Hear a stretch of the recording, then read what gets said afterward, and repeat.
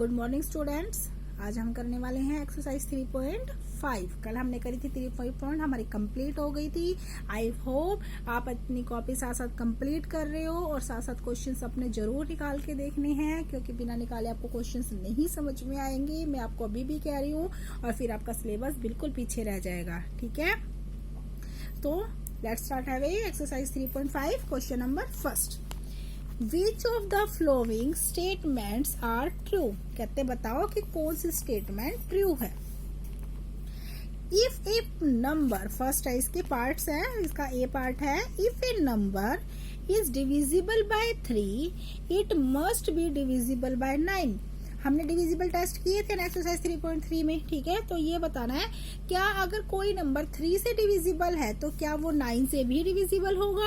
ऐसा तो कोई भी हमने रूल नहीं पढ़ा था, है ना। तो इसका क्या आ जाएगा, फॉल्स आ जाएगा। ठीक है, बी है, if a number is divisible by 9 it must be divisible by 3।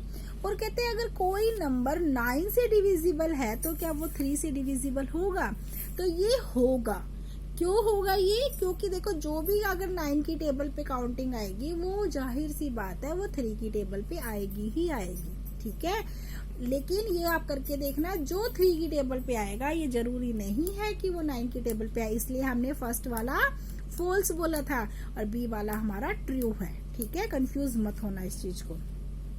सी है, If a number is divisible by 18, it must be divisible by 3 and 6। कहते हैं कि डिविजिबल 18 जो नंबर है वो दोनों 3 और 6 की टेबल पे आते हैं। तो है ना, 3 की टेबल पे भी आता है और 6 की टेबल पे भी आता है, तो क्या आ जाएगा, true. If a number is divisible by 9 and 10 both, then it must be divided by 90। कहते हैं कि कोई ऐसा नंबर जो 9 और 10 दोनों ही से डिविजिबल हो तो क्या वो 90 से डिविजिबल होगा। बिल्कुल होगा, क्योंकि देखो 9 टाइम कितने होते हैं, 90, और 9 टाइम कितने होते हैं, 90, और 10 9 कितने होते हैं। देखो 9 को मैं 10 से मल्टीप्लाई करूँ तो कितना आता है, 90, और मैं 10 को 9 से मल्टीप्लाई करूँ तो 90। तो दोनों एक दूसरे से डिविजिबल है कि नहीं है, है ना। तो क्या आएगा, true. If two numbers are co-prime, at least one of them must be prime number। कहते हैं कि अगर कोई दो नंबर को प्राइम है, कल मैंने आपको ये करवाया था को प्राइम बताया था, जिसका सिर्फ और सिर्फ 1 फैक्टर बनता हो वो होते हैं हमारे को प्राइम, है ना। यानी अगर दो नंबर आपको दे दिए, कह दिया कि 4 और 2 के आप कॉमन फैक्टर बताओ, 4 और 2 के अंदर कॉमन फैक्टर क्या होगा, सिर्फ 2। अगर 1 आता है तो वो हाँ को प्राइम होगा, वरना नहीं होगा। तो कहते हैं कि अगर को प्राइम 2 नंबर्स है तो क्या ये जरूरी है कि वो एक प्राइम नंबर ही हो, नहीं, ऐसा कुछ भी जरूरी नहीं है ना। प्राइम नंबर होते हैं जिसके सिर्फ और सिर्फ एक ही फैक्टर बने, जैसे 2, 3, 5। लेकिन हम को प्राइम तो कितने का भी निकाल सकते हैं, है ना। मान लो आपको दे दिया 4 और 8 का निकालो, ये इवन नंबर है, फिर भी बोल दिया आपको कि निकालो को प्राइम, तो निकाल सकते हैं ना। ऐसा कोई जरूरी नहीं है कि इसमें प्राइम नंबर हो। तो क्या आ जाएगा इसका, false. F part, all number which are divisible by 4 must also be divisible by 8। कहते हैं कि जो अगर हर नंबर, अगर कोई भी नंबर 4 से अगर डिविजिबल है तो क्या जरूरी है वो 8 से डिविजिबल होगा। फॉल्स, ऐसा कोई रूल मैंने बताया नहीं था, ना हमने पढ़ा था डिविजिबिलिटी टेस्ट में, है ना। जरूरी तो नहीं है कि जो चीजें 4 की टेबल पे आए वो 8 की टेबल पे भी आए, ऐसा तो नहीं हो सकता, है ना। All number which are divisible by 8 must be also divisible by 4। True, यानी जो नंबर अगर 8 की टेबल्स पे डिविजिबल होते हैं तो वो जाहिर सी बात है वो 4 से डिविजिबल होंगे, क्योंकि देखो 8 क्या हो गया हमारा, 4 से ग्रेटर देन है, और अगर ग्रेटर देन है तो जो उसके अंदर नंबर आएंगे जाहिर से है वो 4 की टेबल से डिवाइड होगा ही होगा। जैसे हमने अभी फर्स्ट ए और बी पार्ट में किया था कि जो 3 से डिविजिबल है जरूरी नहीं है कि वो 9 से होगा, तो हमने फॉल्स कर दिया था। बट जो 9 से डिविजिबल है वो 3 से हो सकता है, तो ट्रू किया था। इसी तरह ये है 4 से डिविजिबल है तो जरूरी नहीं है वो 8 से होगा, बट अगर 8 से डिविजिबल है तो वो 4 से डिविजिबल होगा, इसलिए हमने इसका किया true.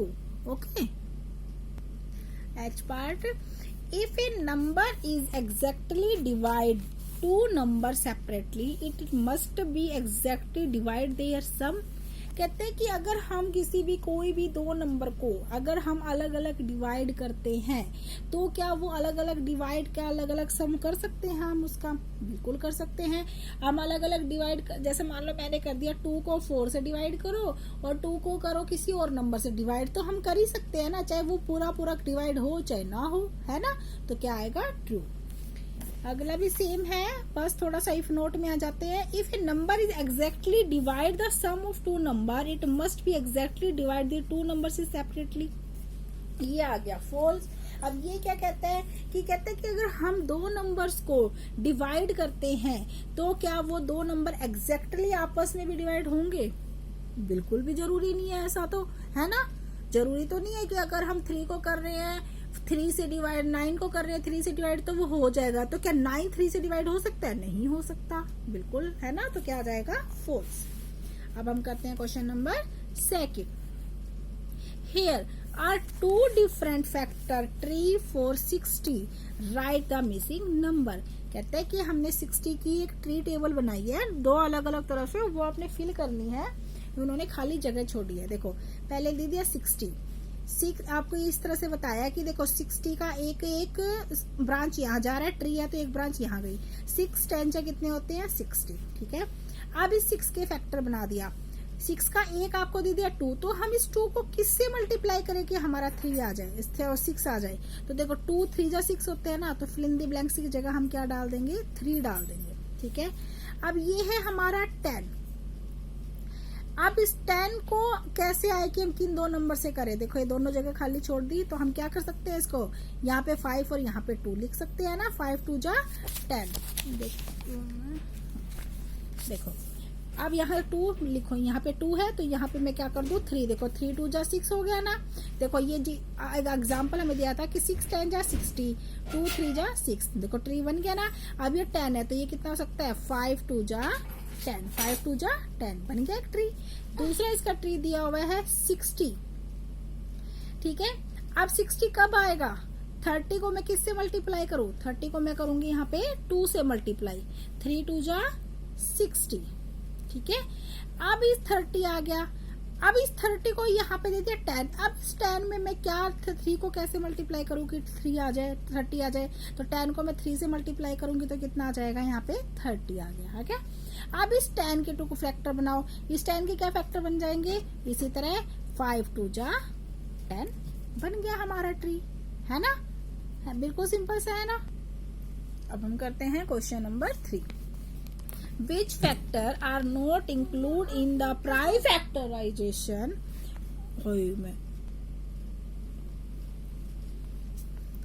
Which factor are not included in the prime factorization of a composite number?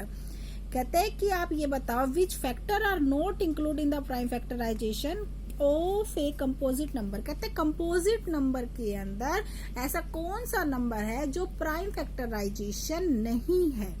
तो देखो कंपोजिट नंबर क्या होते हैं? जिनके एक से ज्यादा फैक्टर बनते हैं, और प्राइम नंबर होते हैं जिनका सिर्फ 1 ही फैक्टर होता है ना। इन दोनों में एक ऐसा नंबर हमने बताना है कि जो कंपोजिट नंबर के अंदर प्राइम फैक्टराइजेशन। अब इसमें क्या आएगा भाई? देखो बहुत नंबर्स ऐसे होते हैं जो अपनी ही टेबल से जाते हैं, दूसरों की टेबल से भी जाके फैक्टर बन सकते हैं। तो सिर्फ एक 1 एक ऐसा नंबर होता है जो प्राइम नंबर तो होता ही होता है, और ये कंपोजिट नंबर भी हो सकता है, ठीक है। 1 is the factor which is not included in the prime factorization of a composite number, ठीक है। अब question number 4। Right the greatest 4 digit number and express in it term of its prime factor. कहते हैं कि हमने greatest number 4 greatest number कौन से होते हैं हमारे? 9 9 9 9। इसका ट्री हमने बनाना है, ठीक है। तो हमने ट्री बनाया। देखो 9 को मैं किससे मल्टीप्लाई कर सकती हूँ? देखो 3 को मैं 3 3 3 3 से कर सकती हूँ ना। देखो 3 3 3 3 को मैं 3 से मल्टीप्लाई करूंगी। 3 3 जा 9, 3 3 जा 9, 3 3 जा 9। देखो यही आएगा ना, एक ट्री ये बन गया। अब हमने क्या करना है? इस 3 के फैक्टर करना है। तो 3 का फैक्टर क्या बनेगा? 3 को मैं 1 से मल्टीप्लाई करूंगी तो इसका ये फैक्टर बन गई। अब आ गया हमारा 3 3 का। इसको हम कैसे कर सकते हैं कि हम 3 को 1 1 1 1 1 से मल्टीप्लाई कर सकती हूँ ना मैं। 3 1 जा 3, 3 1 जा 3, 3 1 जा 3, 3 1 जा 3। देखो यही आएगा ना, है ना। तो अब इसके फैक्टर ये बन गए। अब इसका फैक्टर देखो, इस 3 का फैक्टर बनाने की जरूरत नहीं है क्योंकि यहाँ पे हम ऑलरेडी बना चुके हैं। अब ये 111 का क्या फैक्टर बन सकता है कि 101 को मैं 11 से मल्टीप्लाई करती हूँ तो हमारा यही आता है, आप करके देखना यही आएगा, ठीक है।